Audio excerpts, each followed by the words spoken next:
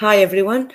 My topic today is about the matching attributes between Allah and Satan in the Quran. The translation is from Islamic resources. I will point also at the words which have been on purpose wrongly translated to divert people's attention. I will read the verses in Arabic first and then in English. So let me first share the screen with you about my topic. As I said, my topic is the matching attributes between Allah and Satan in the Quran. Now we go to the first attribute, which is arrogant, and read about Allah in Surat Al-Hashr. Al-Hashr means the crown. It says, the verse number 23, هو الله الذي لا إله إلا هو الملك القدوس السلام المؤمن المهيمن العزيز الجبار المتكبر سبحان الله عما يشركون. He is Allah, other than whom there is no deity, the sovereign, the pure, the perfection, the grantor of security, the overseer, the exalted in might, the compiler, the superior, exalted is Allah above whatever they associate with him. Superior exalted is the wrong translation of the original word. The correct translation should be arrogant. Al-Mutakabbir means arrogant. Now we move to Satan in Surat Saad. Saad is just an alphabet letter in the Arabic language. And we read in the verses 73 and 74 the following. فسجد الملائكة كلهم أجمعون إلا إبليس استكبر وكان من الكافرين. Except Iblis, he was arrogant and became among the disbelievers. Iblis is another word for Satan, and most of us know that Iblis is a Greek word.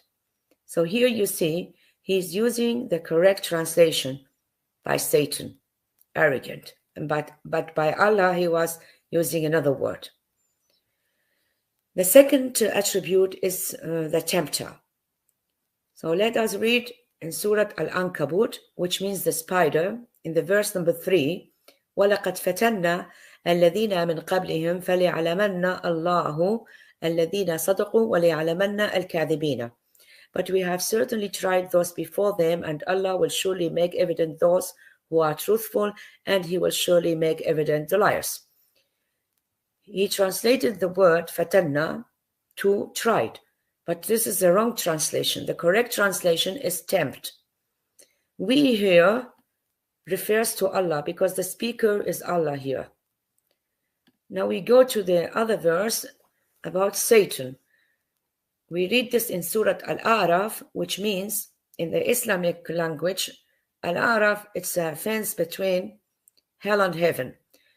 And the verse number 27 says, يا بني آدم لا يفتننكم الشيطان كما أخرج أبويكم من الجنة ينزع عنهما لباسهما ليريهما سوآتهما إنه يراكم هو وقبيله من حيث لا ترونهم إنا جعلنا الشياطين أولياء للذين لا يؤمنون. In English, say, O children of Adam, let not Satan tempt you as he removed you parents from paradise, stripping them of their clothing to show them their private parts.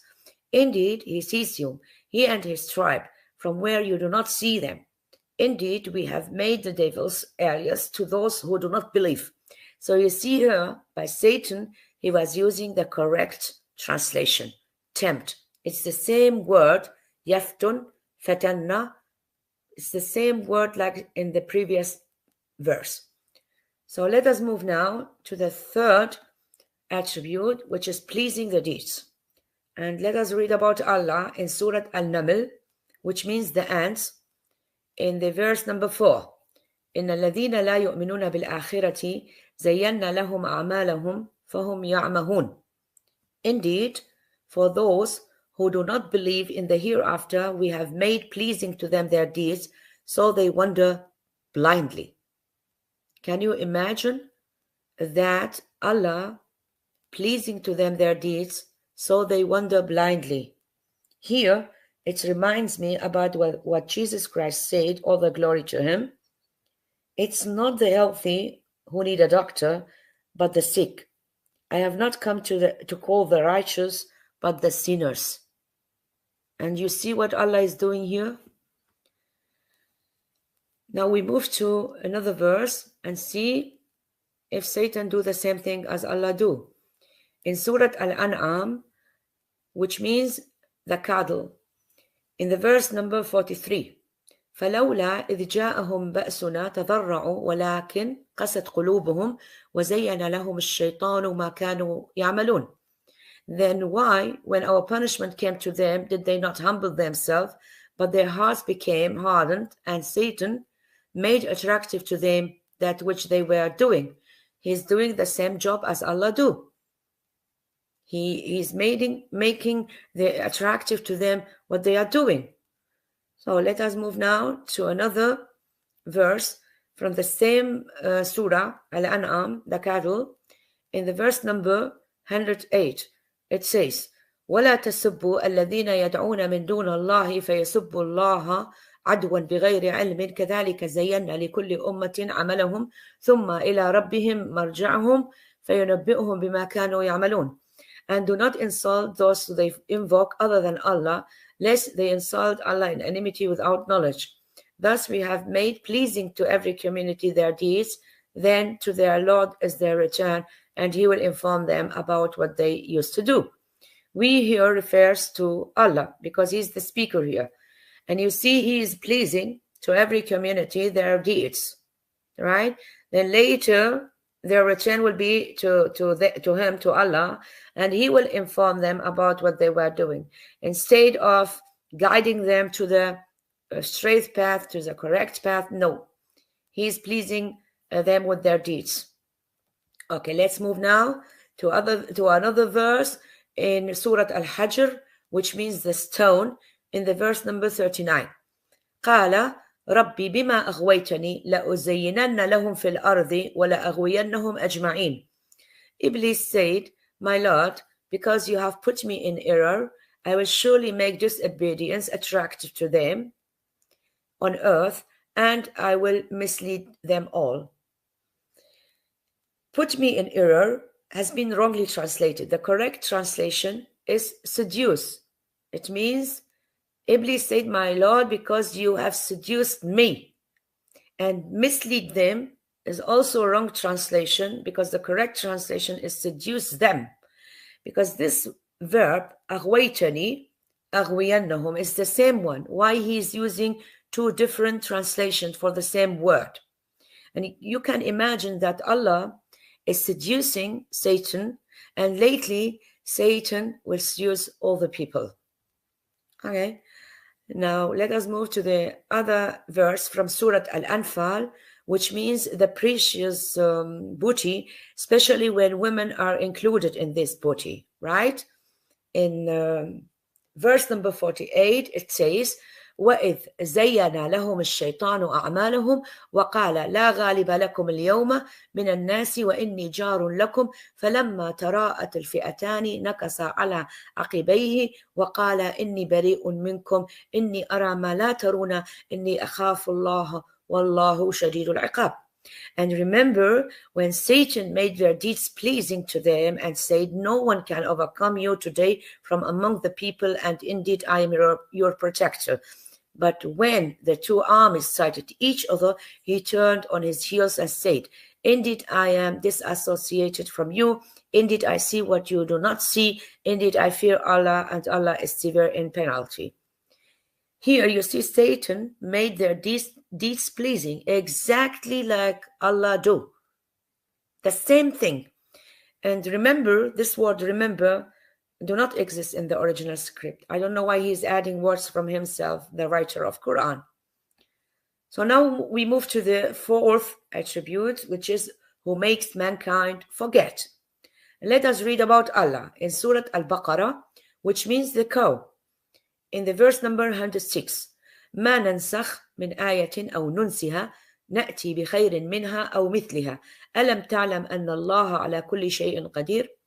Whenever we abrogate a verse or cause it to be forgotten, we bring one better than it or one equal to it. Do you not know that Allah is powerful over everything? Okay, Allah is the speaker here. And the question is, why you are bringing an equal verse to one which exists already? What's the benefit in it? You are bringing a verse equal to one it's already existing. What's the benefit? Okay, let us move now to the next verse, to Satan. In Surat Al-Mujadala, the meaning of Al-Mujadala is arguing. In the verse number 19, it says, استحوذ عليهم الشيطان فأنساهم ذكر الله أولئك حزب الشيطان ألا إن حزب الشيطان هم الخاسرون. The Shaitan has prevailed upon them, so he has made them neglect to remember Allah. They are the party of Shaitan. Be assured that it is the members of the party of Shaitan that are the losers. He used for the same word, ansahum, right? Another word. For the same word, ansahum, he used another word to translate. He wrote neglect, but it is wrong translation. The correct translation is forget and not neglect. He's playing just with words. Sorry. Now we go to another verse in Surat Al-A'la, which means the above. In the verses number 6 and 7, it says, سنقرئك فلا تنسى إلا ما شاء الله إنه يعلم الجهر وما يخفى. We will make you recite, then you will not forget except that which Allah wills. Indeed, He knows what's manifest and what is hidden. Allah is the speaker here. My question is, why you are reciting him something, then you let him forget it, or you make him forget it? Why? Why didn't you recite him what you want him to keep in his mind? It's really very strange. Okay, let us move now to other verse from Surat Al-An'am. Al-An'am means the cattle. So in the verse number 68, it says, وَإِذَا رَأَيْتَ الَّذِينَ يَخُوضُونَ فِي آيَاتِنَا فَأَعْرِضْ عَنْهُمْ حَتَّى يَخُوضُوا فِي حَدِيثٍ غَيْرِهِ وَإِمَّا يُنْسِيَنَّكَ الشَّيْطَانُ فَلَا تَقْعُدْ بَعْدَ الذِّكْرَى مَعَ الْقَوْمِ الظَّالِمِينَ. When you see those who indulge in our verses, turn away from them until they become occupied with some other discourse. If Satan should cause you to forget, then do not sit with the unjust people after recollection. You see here, Satan causes you to forget, exactly like Allah do. And I have something else. I don't know why he's putting blaspheming between the brackets for the meaning of indulge. Blaspheming has nothing to do with indulge, right? And this instruction do not exist in the original word, in the original script, I mean. Now let us move to the fifth attribute, which is misleader. And let us read in Surat Ibrahim. Ibrahim is the name of our father, Abraham. In the verse number 4, it says, وَمَا أَرْسَلْنَا مِنْ رَسُولٍ إِلَّا بِلِسَانِ قَوْمِهِ لِيُبَيِّنَ لَهُمْ فَيَضِلُّ اللَّهُ مَنْ يَشَاءُ وَيَهْدِي مَنْ يَشَاءُ وَهُوَ الْعَزِيزُ الْحَكِيمُ. And we did not send any messenger except speaking in the language of his people to state clearly for them. And Allah sends astray thereby whom He wills and guides whom He wills. And He is the exalted in might, the wise. Send astray is the wrong translation. The correct translation is mislead or stray, because we have here the verb yadhullu, right? Yadhullu. It means stray or mislead. So now we go to the other verse from Surat Yasin. Yasin is just the name of person, and as usual, the Islamic commentators differ in their interpretation. Some of them say it's a name for Muhammad, and some of them is something else. But I don't want to go in this topic now. Okay. Anyway, let us read what the verses 60 and 61, 62 say. ألم أعهد إليكم يا بني آدم أن لا تعبدوا الشيطان إنه لكم عدو مبين وأن أعبدوني هذا صراط مستقيم ولقد أضل منكم جبلا كثيرا أفلم تكونوا تعقلون. Did I not enjoin upon you, O children of Adam, that you not worship Satan? For indeed he is to you a clear enemy, and that you worship only me. This is the straight path, and he had already led astray from among you much of creation. So did you not use reason? He translated the word adalla, which is the past verb of yadullu, in led astray. It's the wrong translation. The correct translation should be also the past verb of mislead or stray. Misleaded or strayed, the people. So now we move now to another verse from Surat Al-Nisa. Al-Nisa means the women. And the verse number 88 say, فما لكم في المنافقين فئتين والله أركسهم بما كسبوا أتريدون أن تهدوا من أضل الله ومن يضلل الله فلن تجد له سبيلا.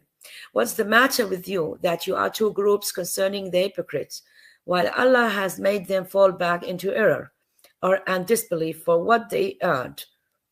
Do you wish to guide those whom Allah has sent astray? And he whom Allah sends astray, never will you find for him a way of guidance. This is the same problem. Send astray. There is no word of send here. It is only just a verb. It means he has to say has stray. Allah has stray, and Allah here also sends astray. It's wrong. Whom Allah stray. It's yudlil. So why he is putting send additional to the word? I don't know.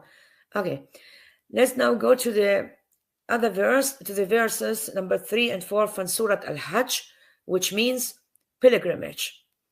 It says, وَمِنَ النَّاسِ مَنْ يُجَادِلُ فِي اللَّهِ بِغَيْرِ عِلْمٍ وَيَتَّبِعُ كُلُّ شَيْطَانٍ مَرِيدٍ كُتِبَ عَلَيْهِ أَنَّهُ مَنْ تَوَلَّهُ فَإِنَّهُ يَضُلُّهُ وَيَهْدِيهِ إِلَى عَذَابِ السَّعِيرِ. And of the people is he who disputes about Allah without knowledge and follows every rebellious devil. It has been decreed for him that whoever turns to him, he will misguide him and will lead him to the punishment of the blaze. He is using now for the same word yadhulluhu another word, misguide. Misguide is the wrong translation. The correct translation is mislead or stray. Simply, stray. It means he will stray him, and will lead him to the punishment of the blaze. So it's just playing with words. Now we come again to Allah in this matter of misleading, and we read in the verse 27 in Surah Ibrahim, يثبت الله الذين آمنوا بالقول الثابت في الحياة الدنيا وفي الآخرة ويضل الله الظالمين ويفعل الله ما يشاء. Allah will establish and strengthen those who believe with the word that stands firm in this world and in the hereafter. But Allah will leave to stray those who do wrong. Allah doeth what he willeth. Leave to stray is the wrong translation. The correct translation should be mislead, because the verb is وَيَضُلُّ, mislead or stray, and not leave to stray. No, it's a wrong translation. So now we go to Surat Al-Nisa, which means the women, in the verse number 60. أَلَمْ تَرَى إلى الذين يزعمون أنهم آمنوا بما أنزل إليك وما أنزل من قبلك يريدون أن يتحاكموا إلى الطاغوت وقد أمروا أن يكفروا به ويريد الشيطان أن يضلهم ضلالا بعيدا. Have you not seen those who claim to have believed in what was revealed to you and what was revealed before you? They wish to refer legislation to Taghut while they were commanded to reject it, and Satan wishes to lead them far astray. Lead them far astray is the wrong translation. The correct translation is mislead them to far astray. This is the correct translation. And he put this "O Muhammad" between brackets. I don't know why, because it's not existing in the original script in Arabic. And he used also the word tagut, which is in Arabic, in the English translation. So for those people who don't know what's the meaning of tagut, it's the juggernaut, right? So now we come to the last attribute, which is causa of enmity and hatred between mankind. And let us read in Surat Al-Ma'idah, which means dining table, in the verse number 14. ومن الذين قالوا إن نصارى أخذنا ميثاقهم فنسوا حظا مما ذكروا به فأغرينا بينهم العداوة والبغضاء إلى يوم القيامة وسوف ينبئهم الله بما كانوا يصنعون. And from those who say, we are Christians, we took their covenant, but they forgot a portion of that of which they were reminded. So we caused among them the animosity and hatred until the day of the resurrection, and Allah is going to inform them about what they used to do. The speaker here is Allah. So you see, Allah is causing among them the animosity and hatred. So now we move to Satan and see if he's doing the same job as Allah do. In the same surah, but the verse number 91. إنما يريد الشيطان أن يوقع بينكم العداوة والبغضاء في الخمر والميسر ويصدكم عن ذكر الله وعن الصلاة فهل أنتم منتهون. Satan only wants to cause between you animosity and hatred through intoxicants and gambling, and to avert you from the remembrance of Allah and from prayer. So will you not desist? So you see, Satan is doing the same job as Allah. He's causing animosity and hatred between human beings. So now we came to the end, and I want to make a very simple conclusion to this topic. A man has not his own choice, because Allah either guide him to goodness or mislead him to badness. Allah and Satan are the same person, playing two roles in the Quran, because what Allah do, the Satan can do also. Thank you very much for your listening and you watching the video, and I hope that you will watch my next videos too. They will be in different topics, Islamic and Christian topics. So if you have any questions, any comments, just write it in the comments field, and I will answer you. Thank you very much again for your watching and your listening to this video. Bye.